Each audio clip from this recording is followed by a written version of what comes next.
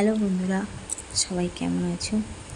তো আজকে আমরা বেরিয়ে পড়েছি মন্দিরে পুজো দেওয়ার জন্য, যেহেতু আজকে ছিল আদি বাবার জন্মদিন। তো মন্দিরে আমরা পৌঁছে গেছি। তো মন্দিরটা দেখো কত সুন্দর লাগছে। তো মন্দিরে যেন একটু শান্তির জায়গা। তো মন্দিরের পুকুরটাকেও খুব সুন্দর লাগছে। তো মন্দিরের পুকুরে পা ধুয়ে মাথায় একটু জল ছড়িয়ে আমি চলে গেলাম মন্দিরের ভিতরে। তো মন্দিরে যেতে দেখলাম মা তারার ছবি, কি সুন্দর লাগছে। তো আগে থেকে দেখি মন্দিরে আদি বাবার মিমি, আদি বাবার দিদু, দাদা ভাই সবাই বসে পড়েছে। তো আমি এবার মন্দিরে ঢুকছি, মন্দিরে পুজো দেওয়ার জন্য।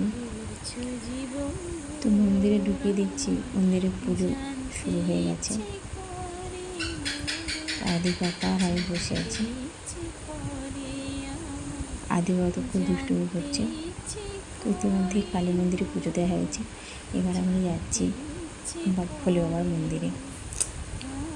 ভোলে বাবার মন্দিরে সেখানে পুজো দিকে আদি বাবা থাকছে না, তো আমরা বেরিয়ে এসেছি, একবার আবার যাচ্ছি, এই করছি। দেখো এবার মন্দিরে এবার পুজো টুজো দেওয়া হয়ে গেছে। এবার আমরা বেরিয়ে আসছি সবাই। এবার আমরা ধূপ, প্রদীপ, মোমবাতি এগুলো জ্বালছি দাঁড়িয়ে। তো আদি বাবাও এগুলো জ্বালবে বলে আমার কোলে উঠে ধূপ করবে, কিন্তু অত খুব ছোটো, তাই শুধু কোলে নিয়েছি, ধূপটা দিইনি।